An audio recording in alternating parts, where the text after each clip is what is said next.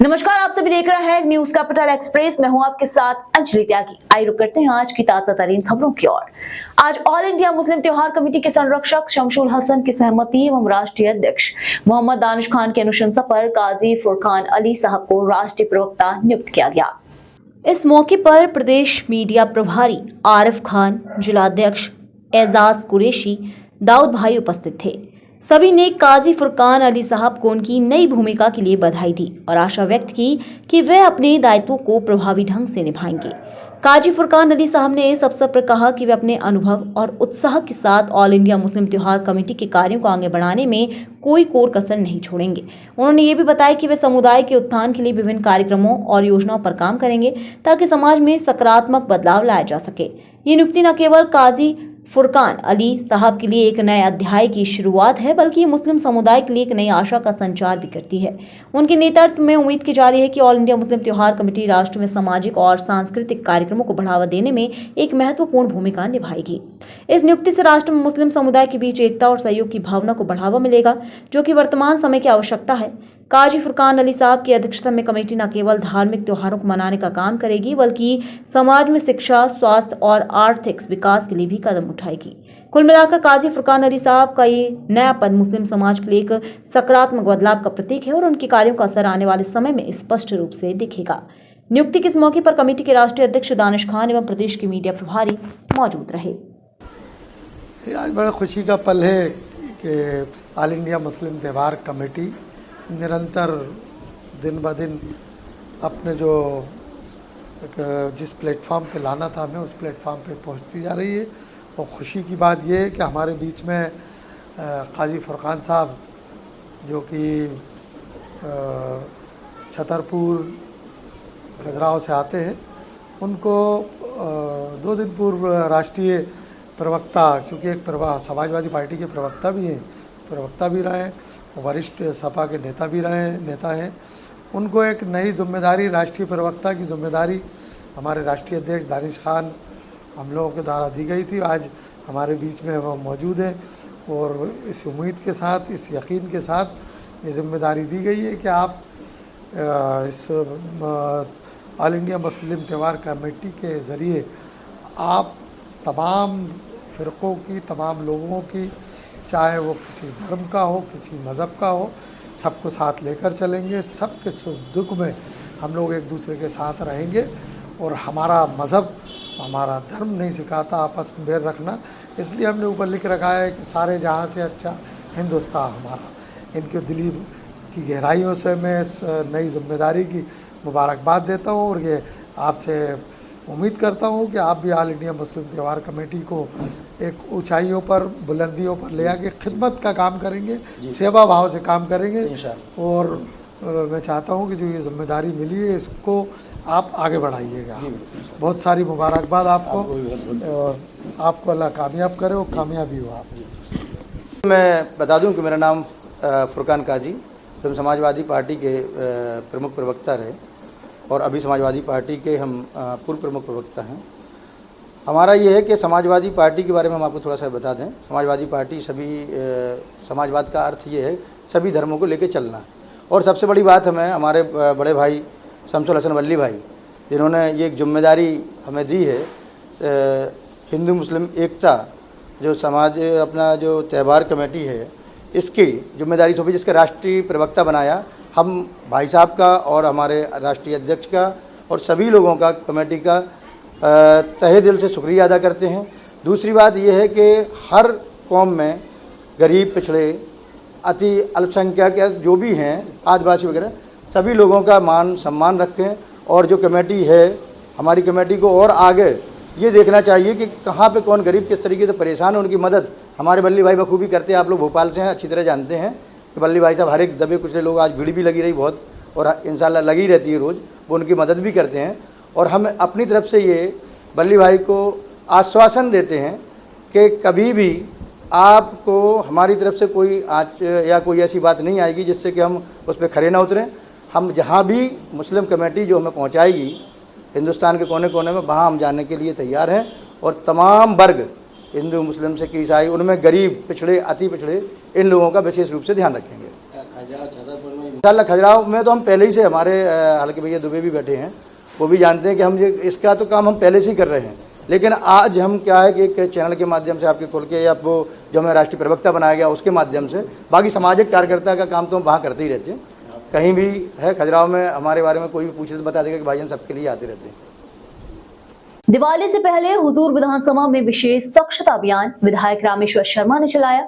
स्वच्छता अभियान चूना भट्टी चौराहे से सर्वधर्म पुल तक बृहद रूप से स्वच्छता के तड़के 7 बजे चूना भट्टी पहुंचे रामेश्वर शर्मा। स्थानीय जनों के साथ चौराहे से सर्वधर्म पुल तक चलाया स्वच्छता अभियान। देखिए, भारत के प्रधानमंत्री आदरणीय नरेंद्र मोदी जी ने जनमानस को जागृत किया है, जगाया है, और अब भारत स्वच्छ भारत और सुंदर भारत और जो है पर्यावरण युक्त भारत बन रहा है, क्योंकि एक पेड़ माँ के नाम से लगाने का भी महाअभियान आदरणीय मोदी जी के आग्रह पर हुआ। दीपावली का ऐसा पर्व है कि हर व्यक्ति, हर परिवार अपने अपने घरों की सफाई करता है, कचरा निकलता है, और कभी वो कचरे को दाएं बाएं फेंक भी देते हैं। हम आप चैनल के माध्यम से सबसे आग्रह करना चाहते हैं कि आप बोरी में या डिब्बे में या किसी कचरे के कूड़ादान में भरकर उसको रखें।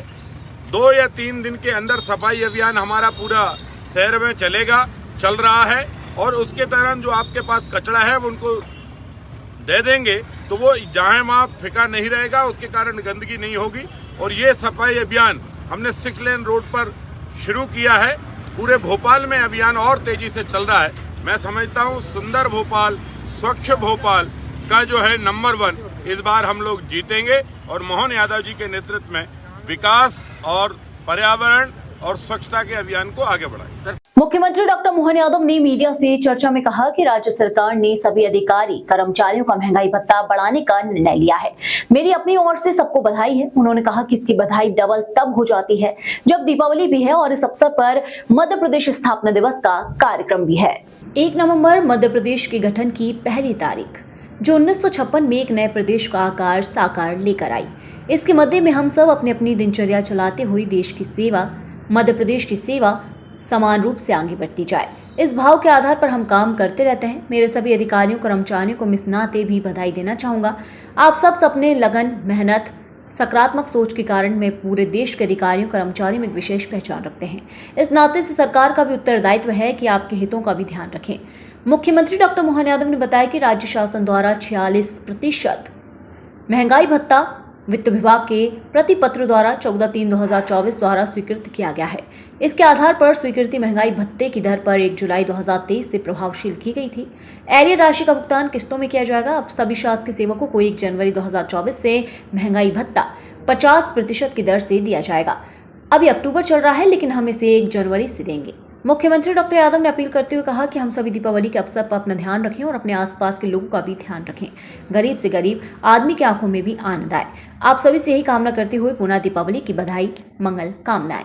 मेरे मध्य प्रदेश के सभी अधिकारी कर्मचारी बंधुओं, दीपावली के पावन पर्व पर आप सबको मंगल कामना, बधाई। राज्य सरकार ने निर्णय किया है कि हमारे अपने सभी अधिकारी कर्मचारियों का जो महंगाई भत्ता है उसको भी बढ़ाने का निर्णय हमारे द्वारा लिया गया है। मेरी अपनी ओर से सबको बधाई। खासकर इसकी बधाई डबल तब हो जाती है जब दीपावली भी है और इस अवसर पर मध्य प्रदेश की स्थापना दिवस का कार्यक्रम भी है। 1 नवंबर मध्य प्रदेश के गठन की पहली तारीख, जो 1956 में एक नए प्रदेश का आकार साकार लेकर के आई, जिसके मध्य हम सब अपने अपनी दिनचर्या चलाते हुए देश की सेवा, मध्य प्रदेश की सेवा समान रूप से आगे बढ़ती जाए, इस भाव के आधार पर काम करते रहते हैं। मेरे सभी अधिकारी कर्मचारियों को मैं इस नाते से बधाई देना चाहूँगा। आप सब लगातार अपनी लगन, मेहनत, अपने सकारात्मक सोच के कारण से अपनी पूरे देश के सभी अधिकारी कर्मचारी वर्ग में एक विशेष पहचान रखते हैं। इस नाते से सरकार का उत्तरदायित्व है कि आपके हितों का भी ध्यान रखें। मैं बताना चाहूँगा कि हमारे द्वारा 46% महंगाई भत्ता वित्त विभाग के परिपत्र द्वारा जो 14/3/24 द्वारा स्वीकृत किया गया है, इसके आधार पर स्वीकृति महंगाई भत्ते की दर 1 जुलाई 23 से प्रभावशील की गई है। एरियर राशि का भुगतान भी किस्तों में किया गया है।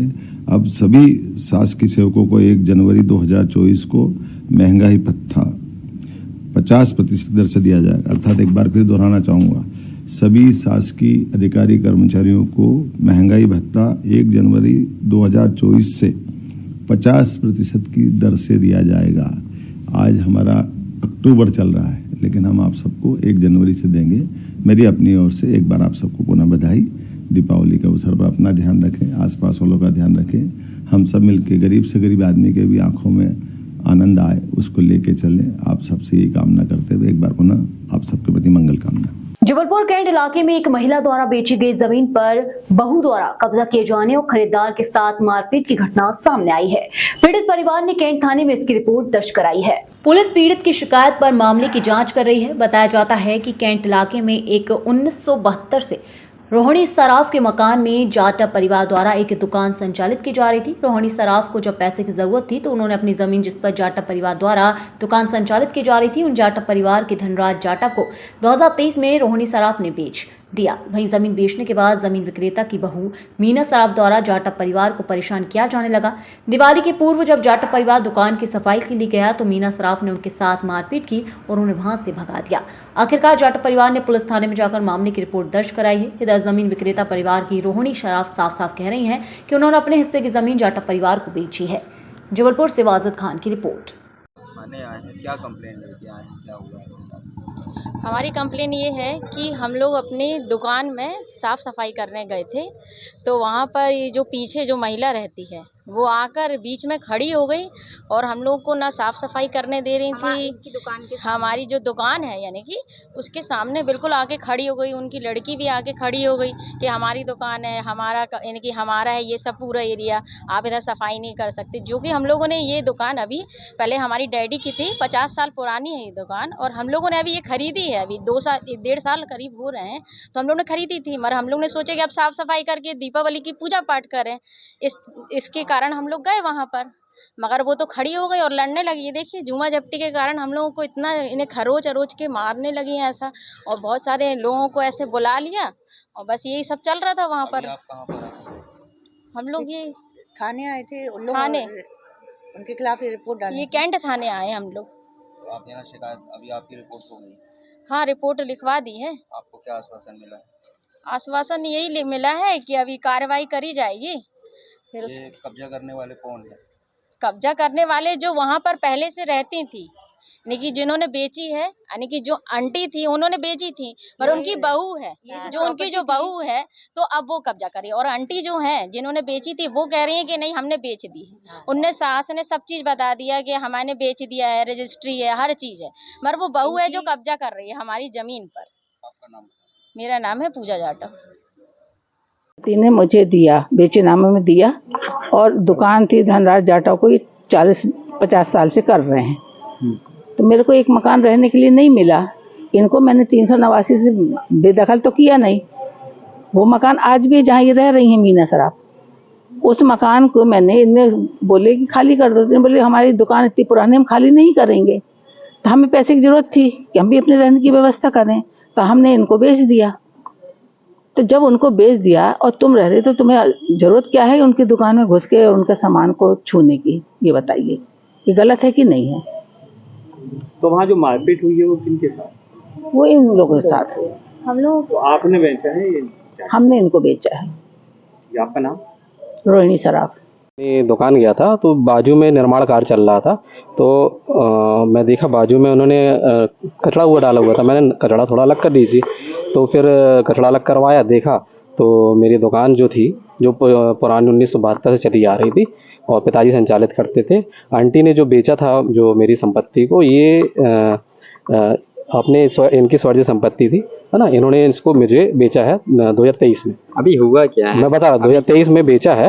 तो मैंने उसकी रजिस्ट्री कराया हूँ और जब एक हफ्ते पहले चोरी हुई उसकी मैंने सूचना पुलिस में दी। ठीक है, पुलिस ने कार्रवाई करी तो जो महिला है मिस मीना सराफ जी और उनकी बच्ची मेघा सराफ और बच्चा वेदांत सराफ, तो इनने क्या किया, इनको साहब बुला रहे यहाँ पर, तो कोई इनने ये कोई कार्रवाई नहीं हुई, कुछ नहीं हुई। तो फिर आज हम देखे भाई दिवाली आ रही है तो भाई हमारी दुकान है, पैतृक संपत्ति है, तो हम पूजा करने तो जाते ही हैं। तो हमने साफ सफाई पूजा करने जब अंदर गए तो ये जो महिलाएं हैं ये अपने घर से बाहर निकली और बोली नहीं कोई नहीं आएगा, ये हमारी है, ऐसा वैसा ये वो, उल्टा सीधा गाली गलौज करने लगी और भोसड़ी के जिस टाइप गंदी गंदी गालियाँ हमको दी। तो अब हमने इसको जो अपने हमारे घर की महिलाएं गई हैं इनसे भी विवाद हुआ, इनसे विवाद हुआ, इनसे छीना झपटी हुई और मारपीट हुई, है ना, मारपीट हुई। और फिर इसके बाद में फिर जो मैटर यहाँ पर आया कुछ लगा है इनको, क्या हुआ? हाँ लगा है, इनको बहुत ज़्यादा लगा है, बहुत ज़्यादा लगा है। इनकी गर्दन लचक गई है और जो महिलाएं, दोनों महिलाओं ने इनको बहुत मारा और वो बोल रही थी कि यहाँ पर आप धनराज जाटव। मध्य प्रदेश अनुसूचित जाति जनजाति अधिकारी एवं कर्मचारी संघ में घंटाघर चौक पर मुख्यमंत्री के नाम तहसीलदार को ज्ञापन सौंपा। लंबे समय से अपनी मांगों को लेकर लड़ रहे मध्य प्रदेश अनुसूचित जाति जनजाति अधिकारी एवं कर्मचारी संघ के पदाधिकारी ने आज सिविक सेंटर से पैदल रैली निकालकर घंटाघर चौक पर बड़ी संख्या में एकजुट होकर मुख्यमंत्री के नाम तहसीलदार को ज्ञापन सौंपा है, जिसमें उन्होंने अपनी विभिन्न प्रकार की मांगे ज्ञापन के माध्यम से जताई है। कर्मचारियों की पदोन्नति में आरक्षण हेतु मनोज गोरकेला स्पेशल काउंसिल मध्य प्रदेश द्वारा तैयार पदोन्नति नियम को शीघ्र लागू किया जाए। मध्य प्रदेश की वर्तमान स्थिति में बैकलॉग के लगभग 1,04,500 रिक्त पदों की समय सीमा में आवेदन पत्र आमंत्रित कर वॉक इन इंटरव्यू के माध्यम से पूर्ति की जाए। मध्य प्रदेश न्यायिक सेवाओं में सिविल जजों की भर्ती में अनुसूचित जाति, अनुसूचित जनजाति, अन्य पिछड़ा वर्ग में के निर्धारित आरक्षण के लिए पूर्व की भांति न्यायिक सेवा सिविल जजों की भूलिया मध्य प्रदेश लोक सेवा आयोग के माध्यम से की जाए एवं न्यायिक सेवा में साक्षात्कार प्रक्रिया को समाप्त किया जाए। अन्य समेत अन्य मांगे शामिल हैं। जबलपुर से वाजिद खान की रिपोर्ट। अधिकार मांगते नहीं, किसी से भीख मांगते, हम अपना अधिकार मांगते। लड़ाई है, आगे और लड़ाई है, अभी तो ये लड़ाई है। जिंदाबाद जिंदाबाद, भारत SC/ST एकता जिंदाबाद जिंदाबाद, प्रथा बंद करो बंद करो, निजीकरण बंद करो, जिंदाबाद जिंदाबाद, जब तक कृपया खेल के ही खड़े रहे और सबकी ग्रुप में फोटो साइड हो जाओ। हाँ वो अधिकारी भैया पीछे थोड़ी सा, अरे अरे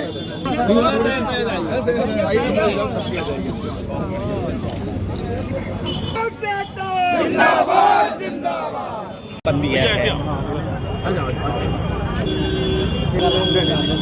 मध्य प्रदेश अनुसूचित जाति जनजाति अधिकारी एवं कर्मचारी संघ प्रांतीय निर्देशानुसार प्रथम चरण में हमने ब्लॉक तहसील में धरना प्रदर्शन देकर ज्ञापन सौंपा, द्वितीय चरण में जिला स्तर पर ज्ञापन सौंपा और आज तृतीय चरण में संभागीय स्तर पर जो है हमने ज्ञापन सौंपा, जिसमें जबलपुर संभाग के अंतर्गत आने वाले कटनी, मंडला, डिंडोरी, बालाघाट, सिवनी, नरसिंहपुर आदि जिलों से हमारे पदाधिकारी कर्मचारी जिला अध्यक्ष सहित उपस्थित हुए।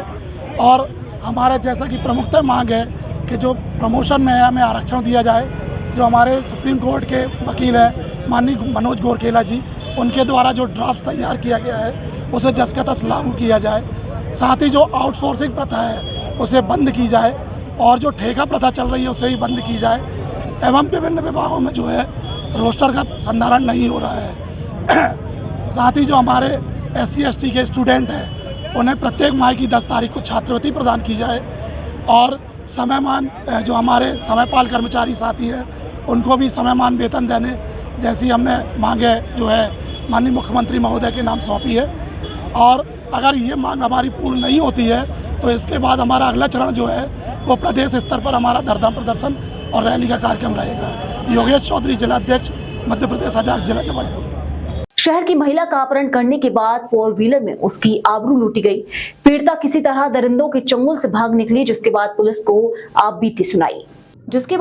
आपबीती सुनाई। पुलिस ने विभिन्न धाराओं के तहत अपराध दर्ज कर दोनों आरोपियों को गिरफ्तार करने के बाद घटना में प्रयुक्त वाहन को जब्त कर लिया। इसके बाद दोनों को न्यायालय ने पेश करने के बाद जेल भेज दिया गया है।